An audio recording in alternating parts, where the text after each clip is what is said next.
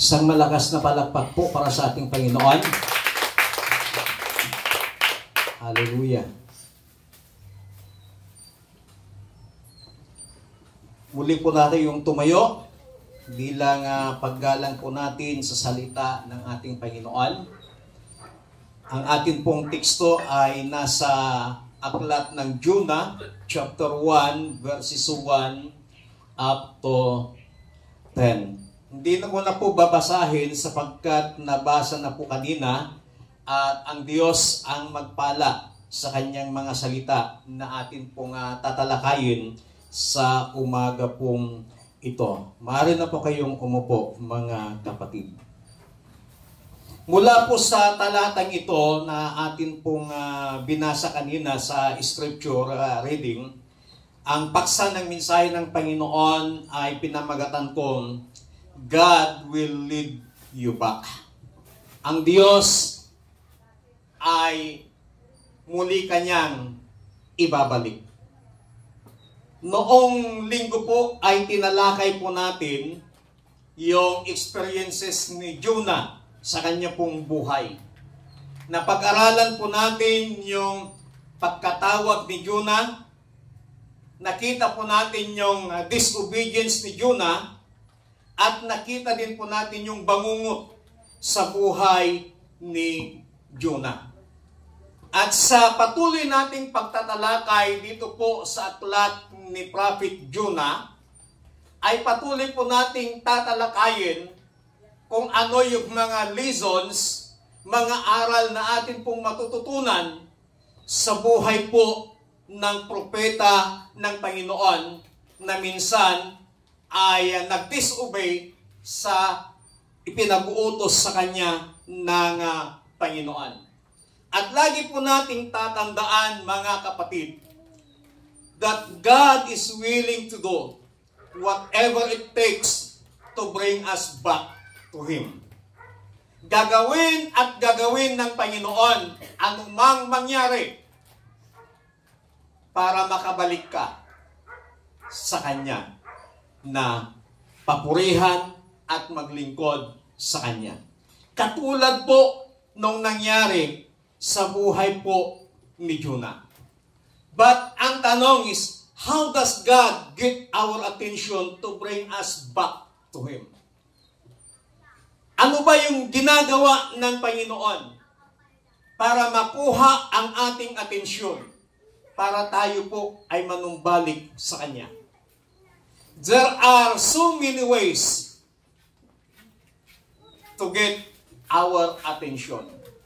Maraming pamamaraan ang Panginoon para makuha niya ang ating atensyon. At yung mga pamamaraan na yan natin pong tatalakayin ay kukunin po natin sa ating pong teksto sa Jonah chapter 1 verses 1 up to 10. Number 1, pamamaraan ng Panginoon. Sa verse 4, ngunit nang sila'y nasa laot na, nagpadala si Yahweh ng isang malakas na bagyo, kaya't halos mawasak ang barko. God sends storms in our life.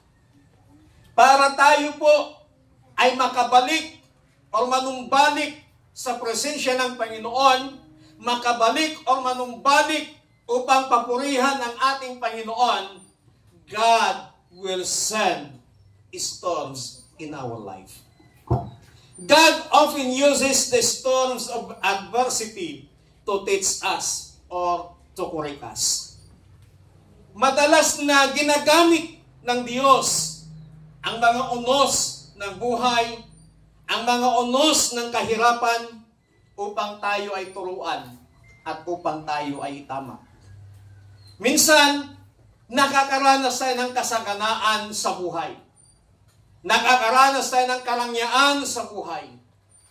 Pero minsan, pinaparanas tayo ng kahirapan ng Panginoon. Na kahit 5 centavos, walang-wala ka na.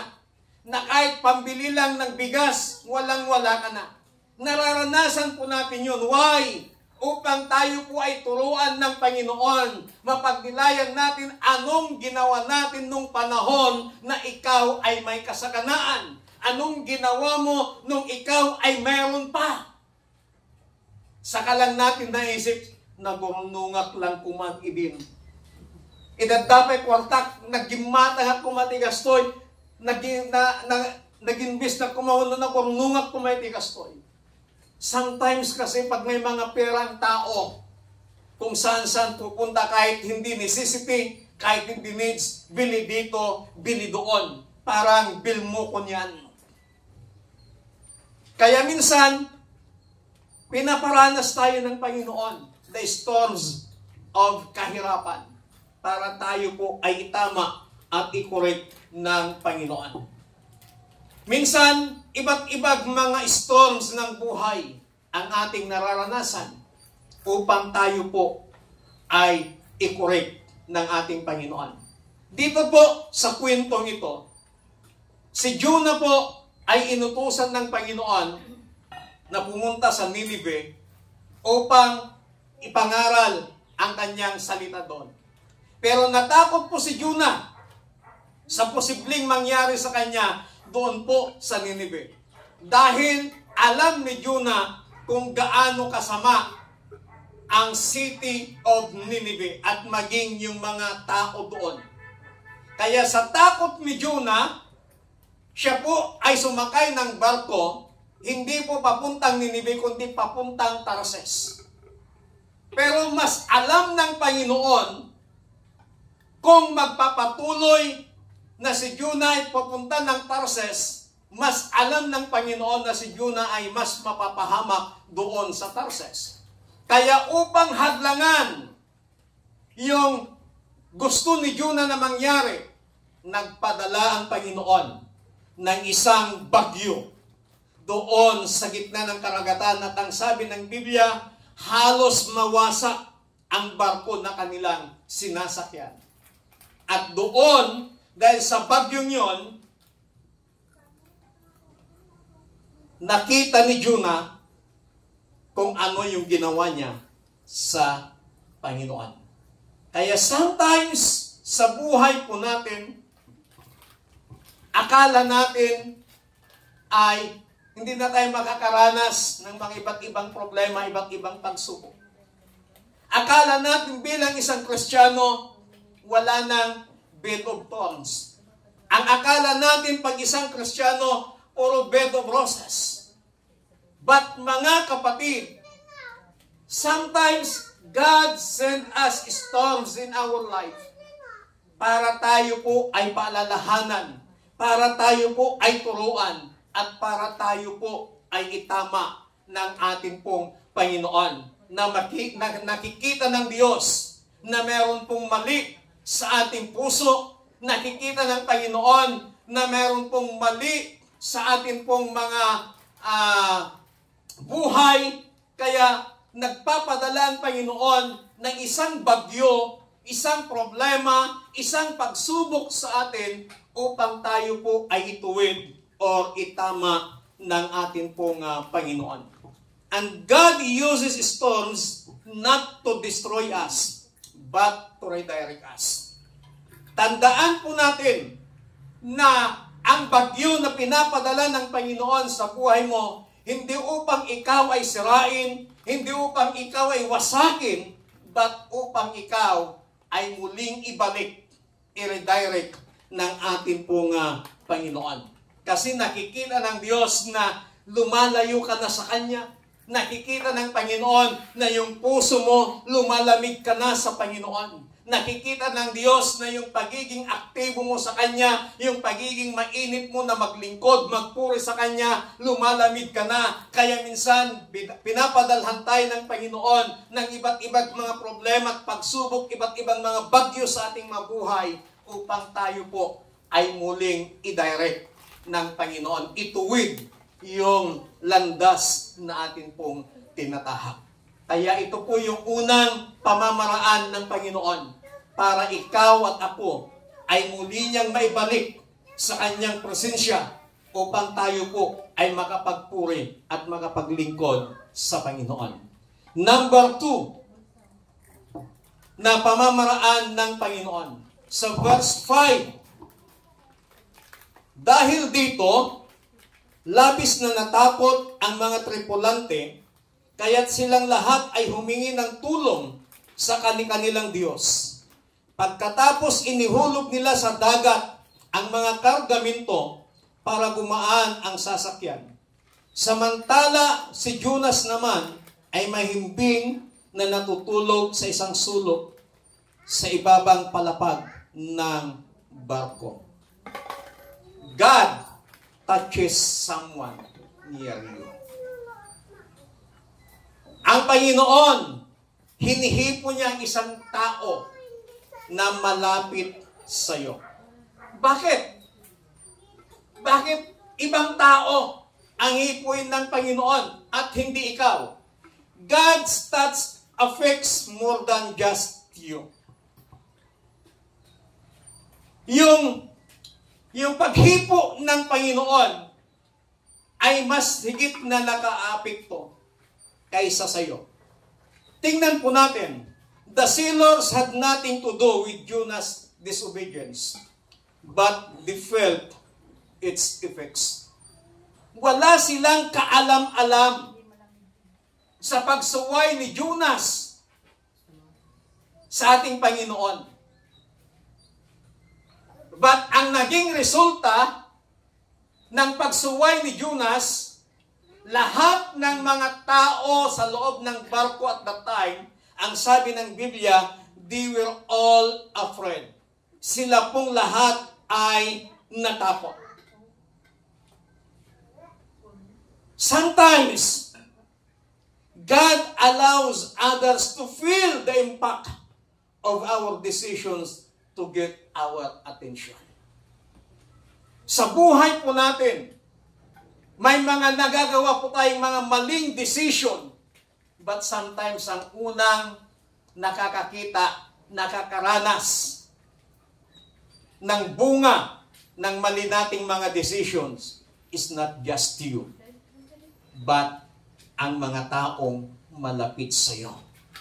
Ang pamilya mo, mga kaibigan mo. Sila ang unang nakakaranas ng effect ng pagsuway mo, pagsuway natin sa Panginoon. Kaya nakakaranas tayo minsan ng pagkatakot, pangamba. Katulad ng mga pasahero, mga tripulante ng barkong ito. At makikita po natin, the sailors turned to idols. They were sincere, but sincerely wrong. Anong ginawa ng mga tripulante ng barkong ito? Itinapon nila yung kanilang mga mabibigat na gamit. Sapagkat napakalaking tulong na yon na mapagaan yung barko para hindi po sila lulubog. Kasi sinabi ng Bible, halos malubog na. Palubog na yung barko sa lakas ng bagyo sa gitna ng dagat. Kaya ang ginawa ng mga tripulante ng barkong ito, sila po ay nanalangin sa kanilang mga Diyos. They were sincere, but sincerely wrong. Bakit? Iba kasi yung pagiging katapatan nila. Tapat sila sa kanilang mga idols. Tapat sila sa kanilang mga Diyos-Diyusan, pero hindi sila tunay na tapat sa ating Panginoon. At nabanggit po natin ang salitang idols. Tayo pong mga Kristiyano, lalong-lalo na kapag mahilig po kayo sa social media, please lang, wag na wag kayong papayag na tawagin yung idol, Lods, ang isang sikat na nakikita nyo, napapanood nyo sa social media. At please lang, wag na wag din kayong papayag na tatawagin kayong idol, tatawagin kayong Lodi, tatawagin kayong Lods. Iba po kasi ang ibig sabihin ng mga yun. As a Christian, wala tayong ibang iniidolo, wala tayong ibang idols, kundi ang ating pong Panginoong Diyos lamang. Amen! Palakpakan po natin ang Panginoon. God allows storms to expose what can't save us. Hinahayaan ng Panginoon na makaranas tayo ng iba't ibang pagsubok, iba't ibang problema sa ating mga buhay upang ipakita niya ng mga bagay na meron tayo ay hindi niya tayo kayang iligtas. Even financial, hindi kanya kayang iligtas. Marami na hong mga bilyonaryo. Marami na hong mga trilyonaryo. Marami na hong mga milyonaryo. Namamatay. Hindi kayang iligtas ng kanilang mga malalaking pera na nakaipon sa bangko o mga malalaking pera na kanila pong hawak. Marami na hong mga taong namatay sa mga magagandang mga tahanan, mga palasyo na nagpapakita lamang na hindi sila kayang iligtas ng kanila pong pera. At kamakailan lamang ginulantang ang buong mundo yung pag-crash ng isang Air India na eroplano na halos aabot sa 250 katao ang namatay. At isa lamang ang nakasurvive. At isa lang din na pasahero. Nang alam ng pasahero ito na hindi nakasakay, malas ang araw na yun sa kanya. Kasi hindi niya naabutan, hindi siya nakasakay, na-offload siya.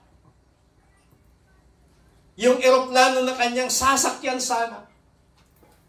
Pero nung nabalitaan, nagulantang ang buong mundo, nagpapasalamat siya na hindi siya nakasakay doon. Kung hindi, baka isa siya sa mga namatay. Sometimes, may mga plano tayo. Ang ganda sa paningin natin. Ang ganda yung mga plano natin. But sa isang maling decision na ating magawa, it will affect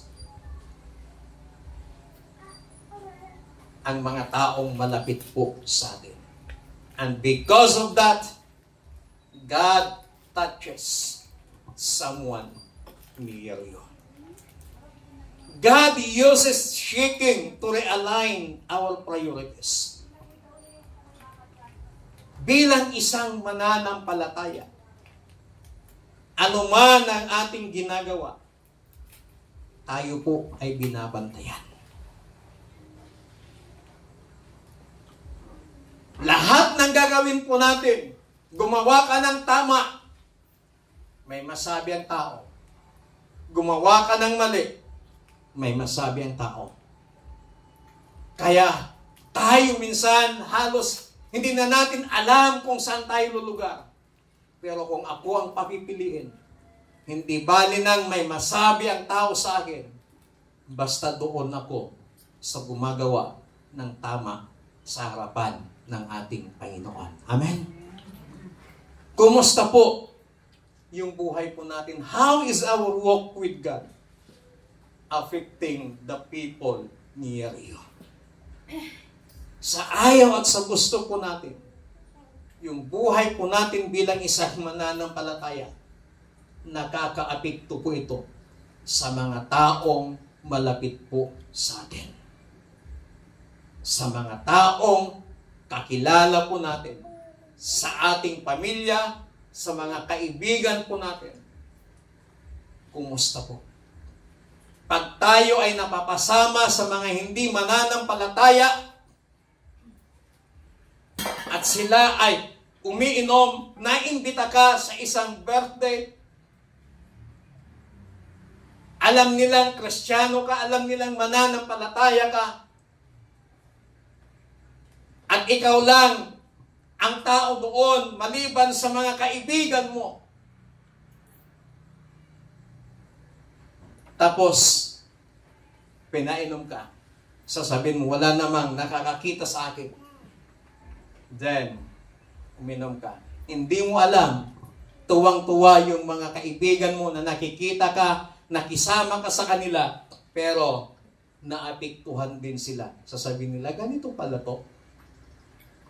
Pag wala na siya sa simbahan, pag hindi na niya kasama yung mga Kristiyano, pag unbeliever na pala yung makasama at mga kaibigan, hindi siya nakakatanggi. Ako po, laging naimbitahan sa mga iba't ibang occasion.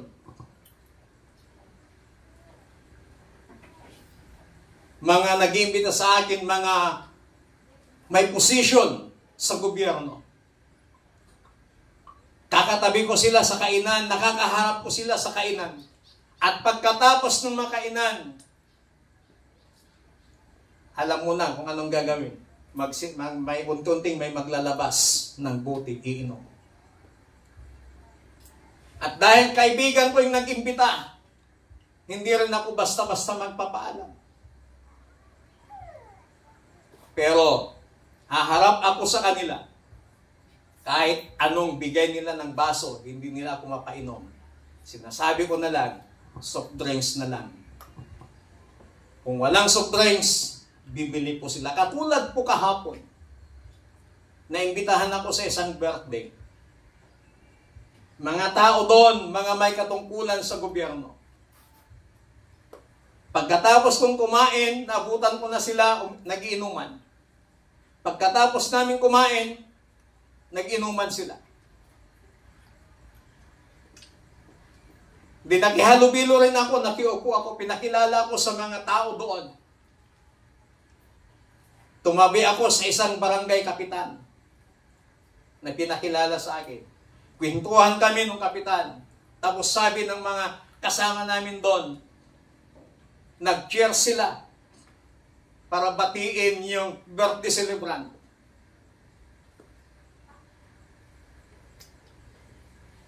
Tapos binibigyan ako ng baso. Sabi ko, soft drinks na lang sa akin.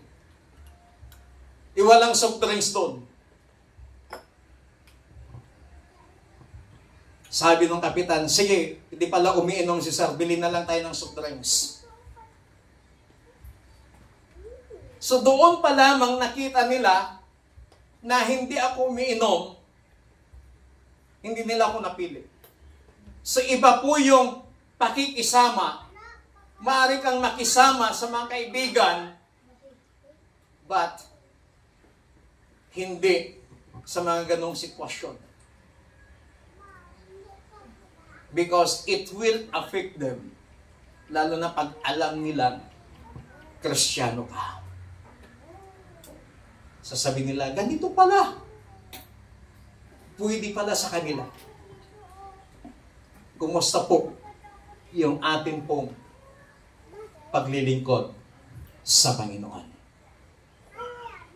God touches someone near you. Pangatlo na pamamaraan ng Panginoon. Sa verse 6, nakita siya ng kapitan at ginising. Ano't nagagawa mo pang matulog? Bumangon ka't manalangin sa iyong Diyos. Baka sakaling kaawaan niya tayo at iligtas sa kamatayan. God send someone to you. Magpapadala ng isang tao ang Panginoon sa iyo. Bakit? Bakit siya magpapadala ng isang tao sa iyo? God sends someone to wake you up. Magpapadala ang Panginoon ng isang tao para ikaw ay gisingin. Si Jonah, ang sarap-sarap ng tulog. Hindi niya alam yung nangyayari sa kanyang paligid. Nagkakagulo na yung mga tripulante ng barko. Yung mga seaman, mga kapitan, nagkakagulo na sila doon dahil palubog na sila. Naitapon na nila sa dagat yung mga mabibigat nilang mga kagamitan. Kanya-kanyang panalangin na yung kanilang ginawa. But si Jonah natutulog. Kaya nilapitan siya ng kapitan ng barko. Ang sabi ng kapitan ng barko, anong ginagawa mo? Nagagawa mo pang matulog?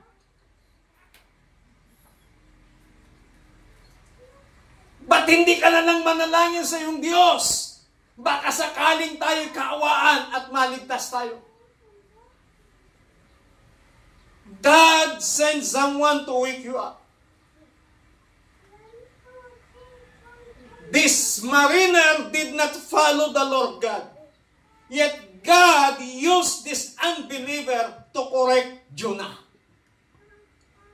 Ang kapitan ng barkong ito, hindi siya mananampalataya sa Panginoon, pero ginamit ng Diyos ang kapitan ng barkong ito para makorek si Jonah. The person God uses is not the issue. God can speak to us through a loved one, or a stranger, a Christian, or a child, or an adult, a minister, or a member. Sometimes, ginagamit ng Panginoon ang ating mga kapatid, ang ating mga kasamahan sa church, ang pastor, o ang ibang tao, para ikaw ay pagsabihan. Para ikaw ay i-correct. But sometimes, ang nangyayari, kapag bata yung nagkukorek sa matanda, nagagalit tayo. Hindi natin kayang tanggapin. Nakapubingan ka pa lang, bagbag anak ni kasta. Hindi mo alam, pinadala siya ng Diyos. Just to correct us. Just to wake we up. Para tayo gising sa katotohanan. Sometimes, pag pinagsabihan ka ng kapatid mo sa church, instead na magpasalamat ka sa Panginoon, ang ginagawa natin, nagtatanim tayo ng sama ng loob sa taong yun. Nagagalit tayo sa taong yun. Sinasabi natin, kunamot na tayo sino, nagsao-sao. Hindi natin kayang tanggapin. But si Jonah, pinagsabihan siya ng kapitan ng barko. Inya pala aramidong kita, naggimas ti ulok mo, naggimas turog mo. Bumangon ka, tagkararag ka, tabarang may salakan tayo. God sends someone to wake we up.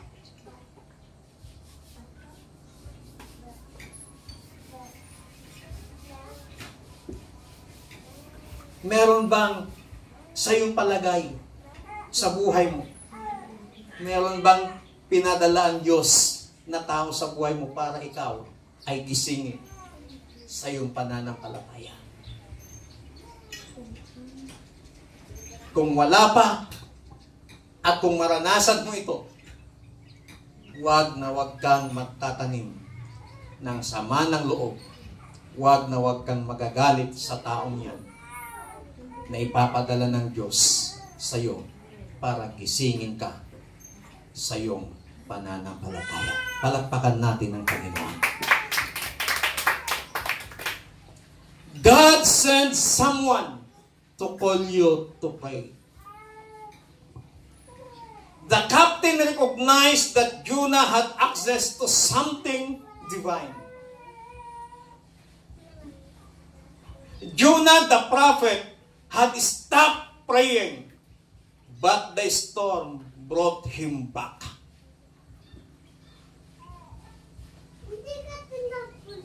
Wala na.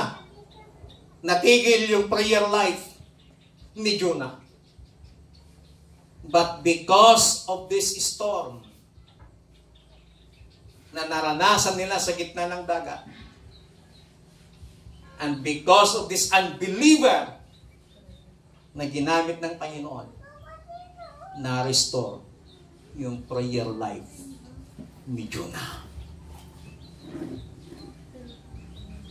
Sometimes, nararanasan po natin bilang isang mananampalataya na pagsasabihan tayo ng mga unbeliever, nagkararag ka gamin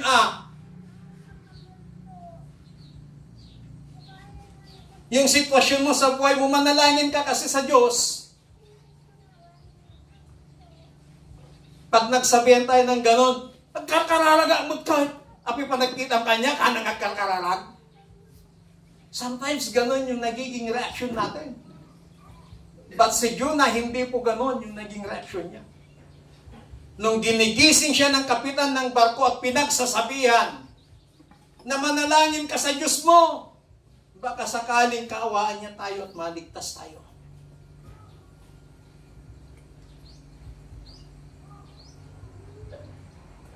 Sometimes, sa isang occasion, andun tayo. Sabihin ng iba, alam nilang Christian ka. Ay, bago pala tayo kumain o bago natin simulan, meron po tayong kasama dito. Pwede ba ilig mo kami sa panalangin? So God sent someone to call you to pray. Yun yung pagkakataon na ikaw ay manalangin. Amen? Huwag nating sabihin, wala si Pastor Max kasi ang panalangin hindi lamang kay Pastor. May isang pagtitipon minsan. Lahat ng mga pulis sa buong Tarlac nagkatipon-tipon sa Makabulos sa provincial office. Yung pare na nagpipre sa kanila, hindi nakarating. Andun ako as media. May nakakakilala sa aking opisyal, Lieutenant Colonel. Ang sabi ng mga iba pang opisyal, paano tayo magsimula nito? Walang maglilid sa atin sa panalangin. Nagsalita yung isang Lieutenant Colonel. Huwag kayong mag-alala. Meron tayong kasama dito. Hindi lang siya media. Pastor siya. Halika, Pastor. Dito ka sa harap. Babasbasan tayo ni Pastor. Hindi ko naman pwedeng sabihin na ako pong magpipray. Mahiya ka ding magpresenta, di ba? Pero somebody call me up to pray. Nung sinabi, huwag kayong mag-alala, may mananalangin, may kasama tayong pastor dito. Alam niyo ang sabi sa akin ng Lieutenant Colonel na yon, Pastor, huwag ka muna, hindi ka muna media ngayon. Pastor ka muna ngayon. Kailangan namin ng basbas mo. Kailangan namin ng panalangin mo. Then, nung nag-pray ako, they recognize me as pastor. Hindi ako nagpapakilala. Samtala, nito lamang bago mag-eleksyon. Nagpunta ako kay Vice Governor-elect Lita Aquino sa kanyang opisina. Sabi ko sa kanya, Mayora, gusto kang makausap ng mga ibang religious leaders sa bayan ng Panipi. Dito po ang binyo sa isang simbahan. Ang sabi niya, ako lang ba? Pwede ba dyan si kung Christian? Sige po. Pero hindi po maraming tao ito. mga religious leaders. So may mga pastors na dumating from Santa Ignacia dito sa 1st District. Dumating sila sa isang simbahan sa Paniki. Pero bago roon, kinausap ko na sila.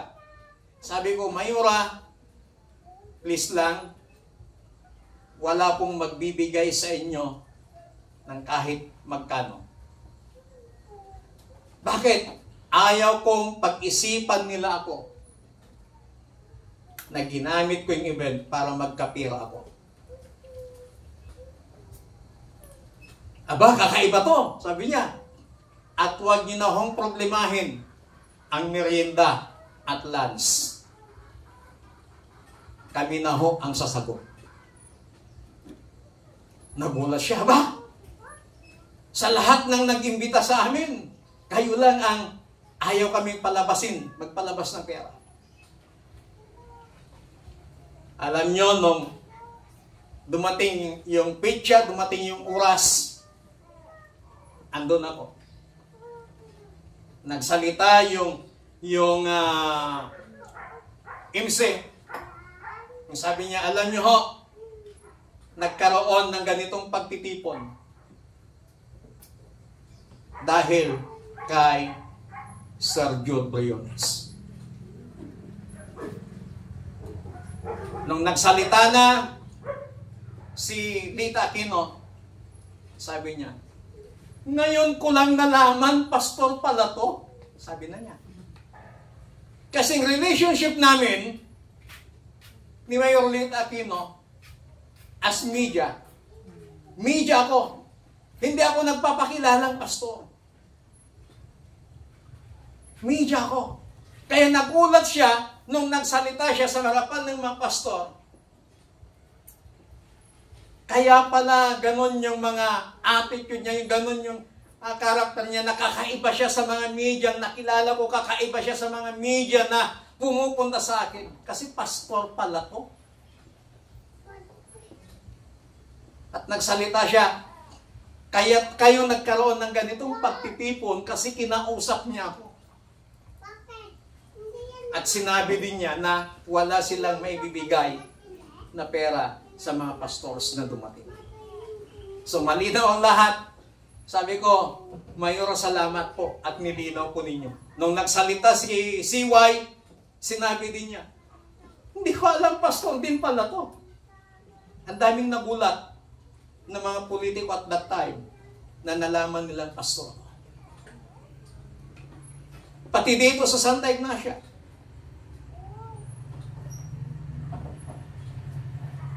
Nalaman lang nila na pastor ako nung iniimbita ko sila nung nasa Church of God pa lamang ako.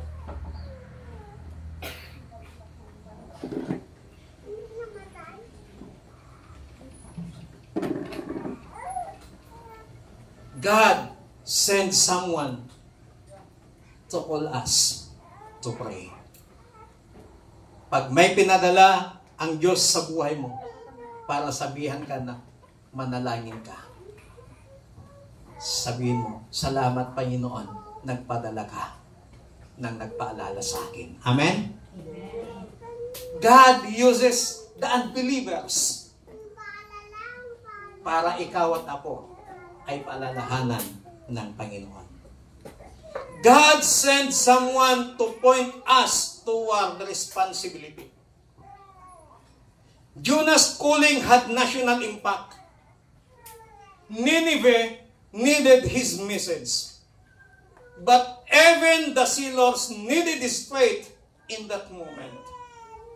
And because of Jonah, maraming naligtas na tao.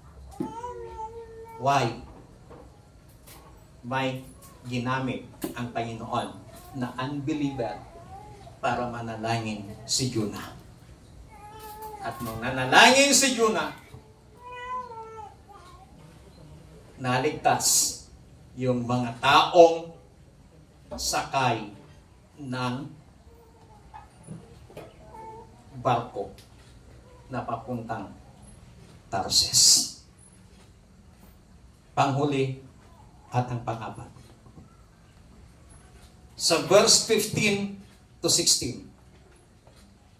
Pagkasabi nito, binuhat nila si Jonas at inihagis sa dagat. Agad namang pumayapang dagat.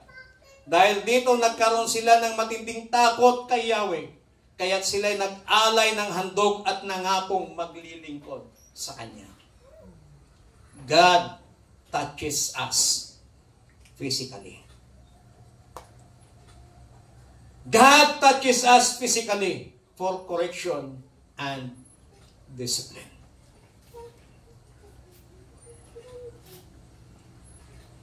Sometimes, God allows sicknesses na maranasan natin sa ating mabuhay. Pinapayagan ng Panginoon. Hindi na tayo binibigyan, kundi pinapayagan ng Panginoon na makaranas tayo ng iba't ibang mga sakit sa ating pisikal na katawan. Why? Just to correct and discipline us. God's physical touch may come through discomfort or pain to correct us. Sometimes yung pag-touch ng Panginoon sa ating physical, minsan hindi tayo komportable, minsan masakit. Pero dapat pasalamatan pa rin natin ang Panginoon. Kasi it will correct us and dinidisiplina tayo ng Panginoon. God touches us physically for comfort and reassurance. God touches to calm fear and give peace. And God touches us physically for empowerment and strength. Kaya minsan, kakaranas tayo ng mga discomfort sa ating katawan. Kasi gusto lang ng Panginoon na ikaw ay mamahina para ikaw ay Kanyang i-empower at palakasin. Kasi alam ng Panginoon, overfatigue ka na. Pagod ka na. Kaya God allows sicknesses na maranasan natin. Kasi during na meron tayong sicknesses, wala tayong ibang ginagawa. Nakahiga tayo, natutulog, nakakapag-rest tayo.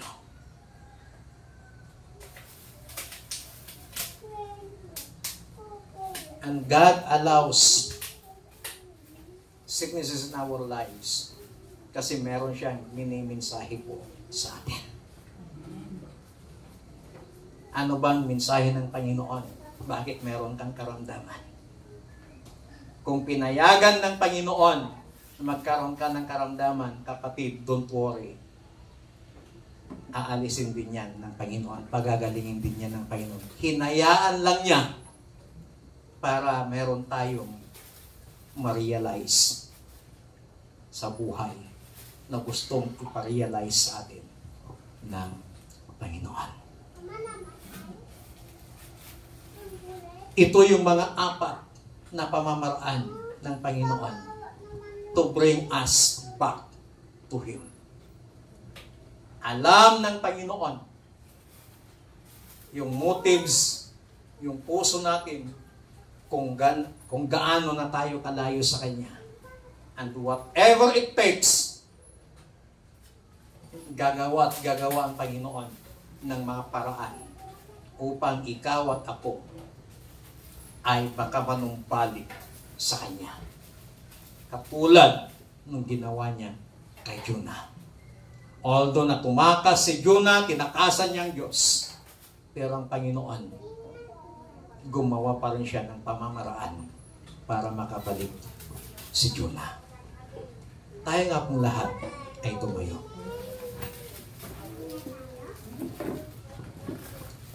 Kumusta po yung ating mga buhay?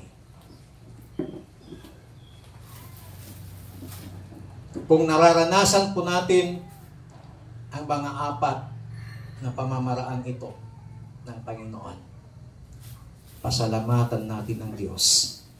Kasi pinapangunahan niya para ikaw at ako ay makapanumbalik tayo sa Kanya.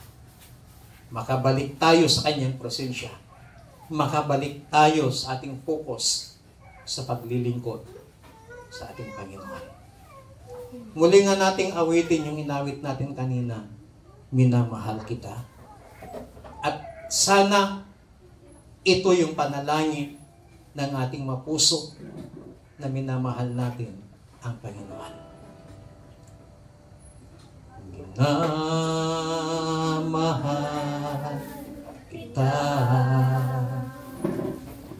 sinasamba kita, sa aking buhay ay ikaw ang nagbigay kahulugan, minamahal, sinasamba kita, minamahal, minamahal kita, sinasamba kita,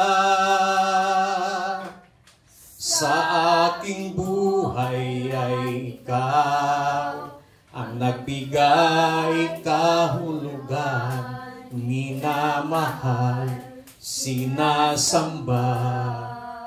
For the last time, minamahal. Yes, sabihin natin sa Panginoon. Sinasamba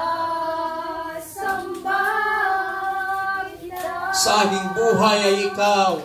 Sa aking buhay ay ikaw. Ang nagbigay kahulugan. Minamahal, sinasamba kita. Minamahal, sinasamba kita. Sa aking buhay, sa aking buhay ay ikaw ang nagbigay kahulugan, minamahal, sinasamba kita. Hallelujah. Panginoon, salamat sa iyong masalita that you will lead us para makapanumbalik kami sa inyo, Panginoon. Ikaw lamang ang nakakaalam, nakakabatid kung gaano kalayo ang aming puso sa iyo. But salamat, Panginoon, sa mga pamamaraan na ginagamit mo para kami ay makapanumbalik sa iyong presensya, Panginoon. Kung nararanasan at mararanasan man namin, Panginoon, ang mga apat mong pamamaraan na ito, banal na Espiritu ang aming panalangin. Gawin mo kaming teachable spirit. At gawin mo kaming maging masunurin, maging mapagpakumbaba, Panginoon. At kung may mga tao ka mang gagamitin para sa amin, Panginoon, just to correct us, just to remind us, Panginoon, matuto kaming tumanggap. Kung ito man ay mas nakababata sa amin, Panginoon, tulungan mo kami na magkaroon ng kapakumbabaan. Thank you, God, sa iyong pagmamahal, sapagkat hindi mo hinahayaan ng bawat anak mo, ang bawat isa po sa amin, ay mapahamak at hindi makapagpatuloy na maglingkod po sa inyo. Thank you for the life of Jonah. Panginoon, patuloy mong gamitin sa amin ang buhay ni Propeta Jonah upang mas lalo naming maunawaan, Panginoon, yung kahalagahan ng pagsunod at paglilingkod namin sa inyo. Salamat po ng marami. Salamat po. In Jesus Christ, mighty name we pray. Amen. Palakpakan po natin ang Panginoon.